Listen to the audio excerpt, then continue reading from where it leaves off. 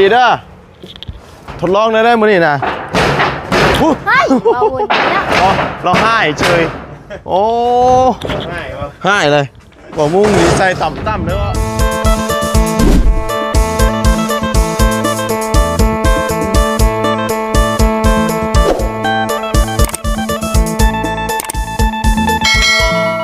เอาพี่น้องเอ้ยเนาะมื้อนี้ก็ถือว่าสร้างเพิ่นมาดำเนินการพอดีผลมันหยุดช่วงเช้านี่หน่อยนึงพี่น้องเอ้ยตอนนี้ก็ขึ้นมาคือเก่านั่นแหละเนาะพอดีสร้างเพิ่นก็เอาหลังคาขึ้นมุงเลยเนาะก็ยังดีได้พี่น้องเอ้ยเอาหลังคาขึ้นมุงน่ะมันสิได้เฮ็ดข้างล่างได้เนาะฝนตกก็ถือว่าใส่ฝาอีหยังก็ได้ลำบากนี่เนาะมุงก็ถ้าว่าฟ้าฝนบ่ลงมานี่ก็น่าจะแล้วอยู่ดอกพี่น้องเอ้ยเนาะก็ถือว่าได้4แผ่นแล้วบ่เนาะเอาขึ้นไปแล้วอันนั้นก็ม้วนไว้เดี๋ยวข้างหน้าเนาะก็เร่งมืออยู่พี่น้องเอ้ยเอาสบายดีเด้อพี่น้องเนาะสบายดีและสวัสดีพ่อแม่พี่น้องกันเบิดสุขุสุคนเนาะพอๆกันมื้อนี้ก็มาติดตามอัปเดตเบิ่งเขื่อนชานบ้านซองของน้องเลี้ยงน้ำกันเนาะว่ามื้อใดสิแล้วเนาะเพราะว่าเนื่องจากฝนฟ้าอากาศมันลิ้นพี่น้องสร้างเพิ่นก็มาบ่ได้พี่น้องเนาะโอ้ถือว่ามาจักคนมื้อนี้1 2 3สงสัย4คนมื้อนี้เนาะโอ้โอ้สิลงมากันสูงอีดีพี่น้องเอ้ยเนาะเป็นได้ไดฮะสูงดีเนาะมาจากคนมื้อนี้ครบบ่หาคนบ่เดือ2บ่2ไปใช้2นะเสียหญ้าอ้าวโอ้ขึ้นได้จักแผ่นแล้วนี่โอ้อยากจะพ้นมาเนาะใส่ไฟฟ้าดิตัวเป็นเบิดตัวได้แบตเบิดนะบ่โอ้สบายดีล่ะเนาะนอนบ่ตื่นครับฮะสบายดีอาจารย์นอนบ่ตื่นบ่คอยตื่นแล้วปลุกเอาบ่นี่ปลุกเอาจังว่าบ่ได้ปลุกคอยจังไปก้านเขียดได้เมื่อคืนนี่พี่น้องเอ้ยบ่บุญไปก้านเขียดเมื่อคืนนี่เนาะเขียดตะโปดตัวเดียวเนาะขวดตะกะแตนกินแต่เมื่อคืนน่ะกินเบิดแล้ว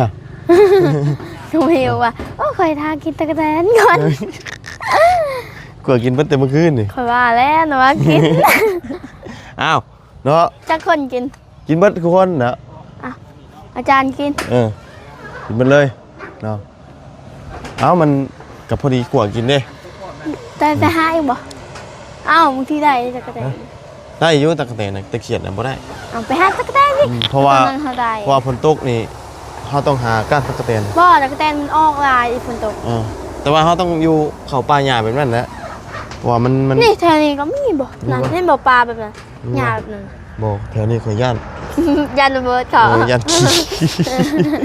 เหยียบขี้เหยียบขี้แม่นตะกี้ก็ไปแถวนี้เนาะมาวุ่นเบิ่งทรงมาวุ่นคือตื่นแต่นอนเอากระตื่นแต่นอนเนาะบางเสียงก็ไม่เห็นตื่นแต่นอนก็มาได้จ้ะพากันตื่นแต่นอนเบิดแล้วยังดีนะมื้อนี้ฝนตกนะหนักสิดีเนาะจะไม่อยากลุกแต่นอนน่ะยังดีนะยังตื่นเนาะคำมีฝนยังลิ้นอยู่นี่วะฝนตกนะยังขี้ขาดอยากลุกอันนี้ยังใครอยู่นะมันหยุดช่วง6 โมงนี่มั้งนี่นะเนาะมันยังอันว่าอันหมั่งเนี่ยพี่น้องโอ้เพิ่นมาแต่โมงเช้านี่นะฮะเพิ่นเอาขึ้นเบิดเลยนะบ่แผ่นยาวนี่เบิดละยังติยังเหลือแผ่นนึงติโอ้ยต้องเหลืออีกแผ่นนึงนี่เนาะสีแดงเนาะงามบ่งามแน่เนาะมันจะดีว่าสีชมฮะช่างคือสีขนาดแล้วว่าสีชมเอาเบิ่งนี่ได้สีชมบ่ฮู้แล้วว่านั่นสีชมคือครอบเพื่อนจริงๆนะสีชมนั่นสีชมเราบ่ชื่อบ่ค่อยนะเราเว้านี่ได้สีชมนี่ สีชม แล้วว่าทำบิดแล้วว่าสิเลือกไม้แพนชลาคือค่อยนั่นแล้วว่าเราเปลี่ยนอีกคือหนึ่งมันเลือกสีแดงอย่างนี้แพน ไอ้ ช สิ ลา เลือกคือจับ ฮะ ไอ้เลือกคือจับ บอกเขาว่าแม่จะดีนะทำบิดแล้วว่าสิเลือกแพนชลาค่อย เปลี่ยนฉลากคือจับนี่ คนละสีจะงามไปเสียวสีเดียวกันเนาะมุงมันนี่กะคำว่าฝนนั่งกันแล้วนี่เนาะยิงใจเนาะเดี๋ยวกันแล้วเนาะ โดย ไหนเตรียมหมูเตรียมไก่เด้อ โดย สลองเลยนี่ โดย หมูจัก5ตัวเด้อ โดย มานั่งปิ้งอยู่นี่ปิ้งห่มเนาะ นั่นเจอไผ่นะ มาเต้นจนต้นกล้วยหัก อ้าว เอ้าเว้า แล้วว่าเอาชี้เต้นกับต้นกล้วย เนาะหักแล้วอ่ะสูงจับไปย่างขึ้นเทิงเบิ่งไปเป็นเห็ดเฮ้ยยังเหลือแผ่นหนึ่งนะวะฮะเหลือแผ่นหนึ่งนะวะ โดย เนาะนี่เพิ่นกำลังเอาของมาใส่อยู่ไปขึ้น แล้วเอาขึ้นก่อน บ่ อ้าวไปแหละค่อยเป็นเล็กน้อยค่อยขึ้นน้ำหลังแล้วเอาขึ้นก่อนบ่แล้วเอาขึ้นก่อน ขึ้น อ้าว เบิ่งนี่ แล้วเอาเป็นผู้ชายเขา เกือบ เป็น นี่ ผู้หญิง โอ๊ยเกือบชื่อเกือบเป๊ะใช่ไหมก่อนขาดเลย ขาดค่อยไปหยิบให้ ขาดเหรอ ขึ้นแหละเบิ่ง ว่า อะไร ไล่เราขึ้นนะว่าไล่ขึ้นนะไป เจ้าขึ้นก่อนนะ โอ้ บ้าย บุญนี่บอกมาฟังเลยขึ้นก่อน ขึ้นทางข้างบ่ได้เนาะโอ้ ขึ้น มัน ไหว หมื่นหัวแตกตายเด้ น่ะ เบิ่งขึ้นเบิ่งช่างเด้อน่ะเอ้ยนี่เว้ยเพิ่นเอาขึ้นมาแล้ว ชานขึ้นค่อยขึ้นแบบนี่เขาแบบนี้เขาขึ้นนะ อืม แบบนี้นะเขาขึ้นนะนะบ้าบู ไป ค่อยขึ้นก่อนนะ ฮึบเฮ้อเนาะปากแตกนี่มันได้คือเปื้อนแทบอ่ะนี่ว้า ต้องเลยล่างได้นี่มือนั่น โอ้ขัดถูเป็นง่ายแล้วนี่โอ้ ป้าเอาน้ำมันใส่อีกแล้ว แบกเอาเลย เนาะ ป้าเอาเพื่อชิแรกได้ฉันมีท่อนะต่ออยู่ฝุ่นไทยเลย ต่อมาฮอดพี่บ่ล่ะ เอ้าคุณมีท่อนะ เห็นแล้วมันมาฮอดพี่มันมีท่อแต่มันบ่ฮอดก็เห็นอยู่ท่อ ใช่ท่อ ฮะ ใช่บ่เห็นท่อ เรื่องนี้เป็นจริงก็มี โอ้ มันจะจริง ชื่อเด้อมาเป็นคนไทย เอาขึ้นไว้บัดเดียวเลยเนาะ ของมาอุ่นอยู่ลูก คำผลมาตกกะจังไรกันแล้ว ปิ้งนะบ่เขียนปาด พอเท้าเขาเก็น เขาถามว่ากินมุงดีๆเด้อทดลองได้มื้อนี้นะ เฮ้ยมาอุ่นเนี่ย เราให้เฉยโอ้ ง่ายวะ ให้เลยบอกมุงดีใส่ต่ำๆเลยวะเอาละงานนี้ช่างโกรธแล้ว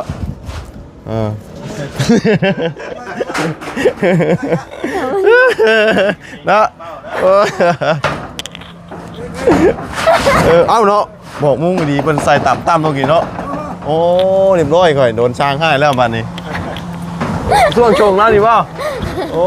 ยชงแล้วขาดขาดมันแน่นี่ได้ อันนี้ส่งตูดเด้ตูดตามไม้เด้นี่นะโอ้เนาะ นุ่มมันไหนก่อนก็คาดเจ้า เ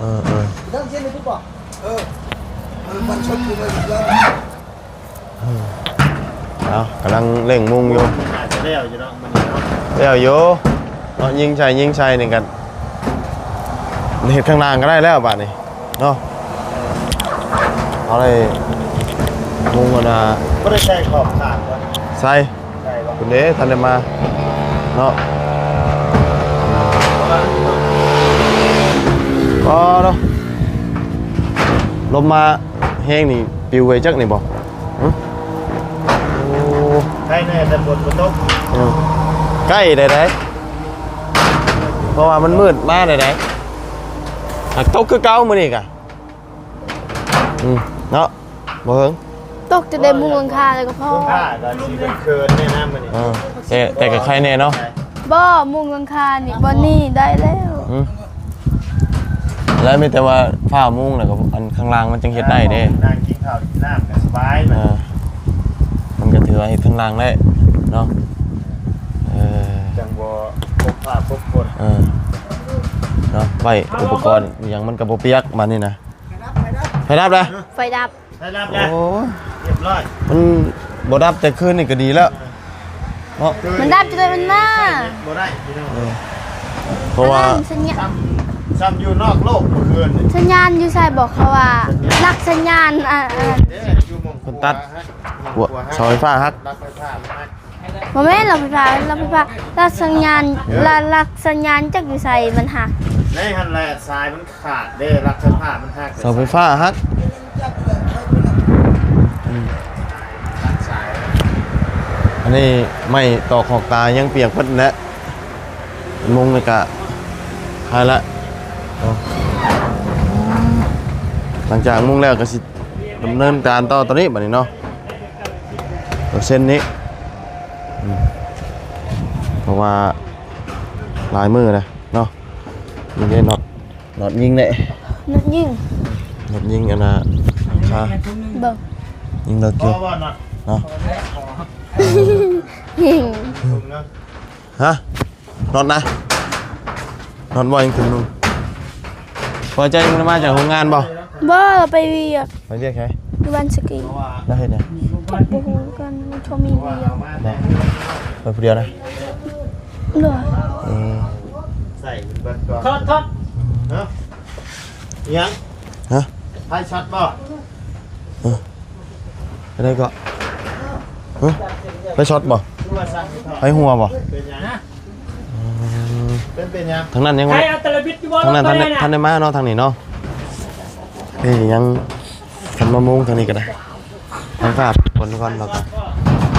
บ่แม่นไผสด ฮะไป ว่า ช็อตบ่ บ่แม่นติ ฮะโอ้หมูแน่นอนอยู่แล้วมันเปียกเนาะวังเลยไฟเฮ็ดกับมันบ่ได้ได้ไฟเนาะ อยู่บนแทง เออ เข้าอยู่น้ำมัน กระแจอยู่รถที่ข้างหน้าน่ะ เอาไปอยู่ได้สองกันสี่เนาะ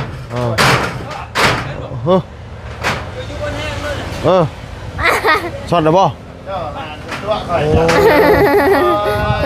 เมื่อวานนี้เราตัวแล้วว่าเราจับกบ2ตัวน่ะ ปลาลงไปเฮาปลาย่านไฟช็อตนะเฮา อันเอาไม่มาให้ระวังกัน ไปเดี๋ยวไฟช็อตเฮา บั เล ด ย โลบัดคือ เนาะ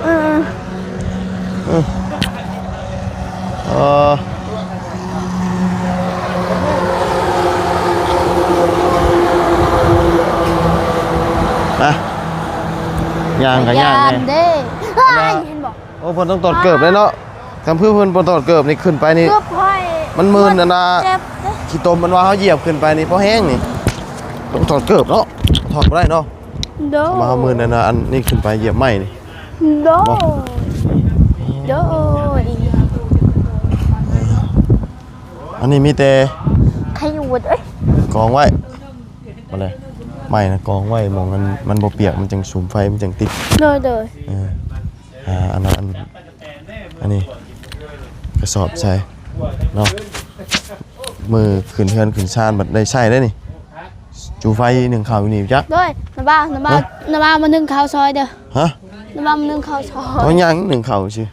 น้าบ้านเอาถ่ายคลิปเลยแหละ ทำหนึ่งข่าวสิยัง บ่นึ่งข้าวถึงแต่เว้นเลยก็ได้จนฮอดดึก หนึ่งมันจังเตเวน เอามื้อนั้นข้าวไม่ตีนะนึ่งถึงแต่เว้น บ่หนึ่งข่าวมันบ่ยากปานนั้นหนึ่ง นึ่งแล้วตอนเช้าสบายหอมมีแต่ หนึ่งตอนเช้าก็ได้นะห ตอน นึ่ง เช้า ช่วง6 โมงนี่ก็ได้ ว่าเขานึ่งตั้งแต่อันนั้นตั้งแต่6 โมงกลางวันกลางจะช่วงแรง เอามือขึ้นเฮือนนี่มีอย่างกะเกียมล่างไว้เด้อ โดย มีอย่างเฮ็ดก็เฮ็ดไปเลยมันเวลาขึ้นมาอย่างนั้นมันได้อันได้ยกไปย่อเลยเนาะเตรียมกะเกียมแล้วนี่กะเพิ่นได้มาเฮ็ดแล้วก็บ่เฮิงหรอกเพราะว่ามันยากน้ำฝนซื่อๆยากน้ำฝนนะวันนี้ เอาเฮ็ดบ่ได้ฝนตกเนาะคือเพิ่นมุงแล้วนี่นะมุงในเบิดแล้วนี่ตั้งได้บงกบอันนี้แล้วก็ไม้ศิลาสิหยังก็เฮ็ดได้เนาะเพราะว่ามันบ่เปียกแล้วถ้าว่ามันเปียกเฮ็ดบ่ได้เฮ็ด โดย เรื่องไฟแน่แล้วก็มือแน่เปียกแน่นะเนาะก็คือเอาได้บ่เอาอยู่ห่มน่ะเด้อยู่ใต้ฝนเป็นหยัง โดย นี่เพิ่นท่านได้ฟังตีมันก็ท่าแล้วเพิ่นแหละเพิ่นก็สิฟังเนาะสร้างเพิ่นมาหาคนเนาะอยู่เนาะ โดย ขาดสร้างอะไรก็หมดเลยบ่เห็นเนาะอยู่ สร้างแจ็คเนี่ยสร้างแจ็คสร้างยังบ่ฮู้ แล้วอยู่เทิง3บ่ คือเทิง2 3 3ติ จักคู่ อยู่เทิง3 เทิง3 ลุม 2 ลุม2เนาะต้นไม้ต้นตอกแล้วก็ปลูกไว้พี่น้องเอ้ยต้น ก็มันบ่ได้ตายเนาะนะบ่ บ่ตายนี่แต่มันสิงามขึ้นบ่เฮิงบ่ คือได้กิน 5 ปีก็ได้กินแหละนะแต่ว่าปลูกพริกมันได้กินไว้ถ้าต้นมะม่วงต้องเอากิ่งมันกิ่งมันมาได้กินไว้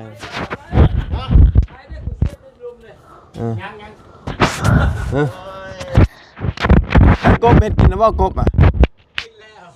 กินแล้วได้กบตัวนึงแล้วนะมาเฉยนะเรื่องน้ำกินน้ำเคียวเนาะ น้ำแรงมีบ่อยู่ฮะ น้ำแดง ตอนหน้าแรงมันมีบ่อันน้ำอยู่นั่น มี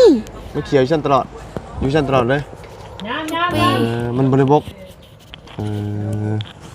หรือว่าน้ำอยู่หั่น ตั้งแต่เฮาน้อยๆเพิ่นน้ำเนาะ มันไม่ได้ออกเองเลยมันก็เน่าแล้วเนาะน้ำมันอยู่หันเดียวน้ำแรงยามเหนียวมันก็บบกแล้วของเรามันบ่มีทางออกเลยมันบริเหตุบริยังนะห่อน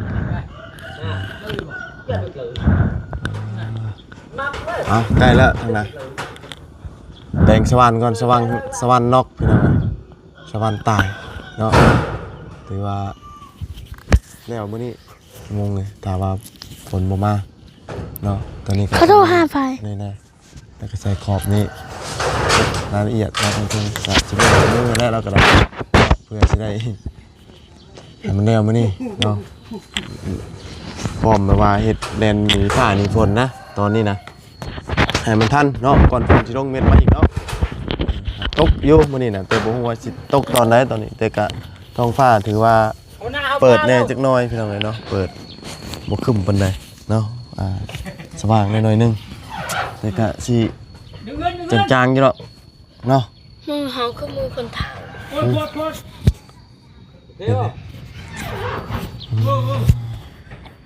า พอเจ้านี่ไปเวียกอยู่บ้านจักรีเนาะ เขาหมดมือคือเหลืองเหมือนมันคือสีเหลืองเนาะ เรื่องได้ข้าวเช้าแล้วบ่เพิ่น กินแล้วกินมันจะดีกินต้มไข่ นี่กินได้นี่กินข้าวเช้าเปิดตะกะแตนแต่คืน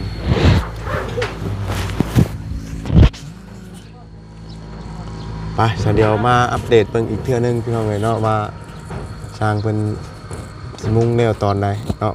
สิทันฟ้าทันฝนอยู่บ่มื้อนี้ถ้าทันฟ้าทันฝนก็ถือว่าแล้วนะเฉพาะหลังคาเนาะมื้อนี้ถ้าบ่ทันฟ้าทันฝนก็แม่นลบหลีกดีคือเก่าเนาะสิลงมาพอได้วางไม้เส้นวงกบอยู่ได้ถ้าตีวงกบอยู่ได้เนาะก็น่าจะได้อยู่เพราะว่ามุ่งไปซีกหนึงเลยเด้เนาะสิว่าเฮ็ดได้อยู่ดอกบ้านนี้ก็สิบ่ลำบากคือบ่มีหลังคาปานใดเนาะไปแล้วเอาปานนี้เนาะ สบายดี คำว่านั่นแมลงจัง กระดาษอีก ก้านตะกะแตนเอาก้านตะกะแตนเนาะบ่ก้านกบเขียดเนาะ กันคิดน้ำกันตะกะแตนน้ำหรือเปล่า สิเอาแต่ตะกะแตนนะ เผากัน กบบ่เอาเขียดบ่เอามันบ่แซ่บข้าวเนาะเอา เบลข้าวค่อยเห็ด เอาตะกะแตนดีกว่าหาการตะกะแตนแต่ว่ามันต้องหาปลาหญ้าที่ว่าลายๆนะปลาหญ้าแต่นั่นมันปลาหญ้ามันหน่อยแต่ได้อยู่ได้พอกินอยู่คืนนี้เนาะ ว้าว อืม นั่นนาแถวนั้นนะปลาลายนะ โอ้ไปเท่านั้นก็แม่นนะนี่มีแต่มันของแม่แต่งจริงก็พ่อนี่เด้พ่อแต่งจริงนะนี่น่ะกำลังไปหาวางอยู่นี่ บอลเราไปทาง วางกับดักไว้บ่ไปแล้วก็เหยียบแตกตั้มมาแน่ เราทาง เนาะไปชาพี่น้องเลยเนาะเดี๋ยวจังใดก็มาเบิ่งสร้างเพิ่นเฮ็ดแล้วสิมาแล้วทุกคนเด้อพี่น้องสบายดีพุ่นน่ะฟ้าท้องฟ้าเนาะโอ้ขึ้นโอ้ยนี่เนาะท้องฟ้างามแจ่มใสอยู่เทิงสูงบรรยากาศดีเนาะลมว่อยๆนี่เลยเนาะไปแล้วพี่น้องเด้อโอ้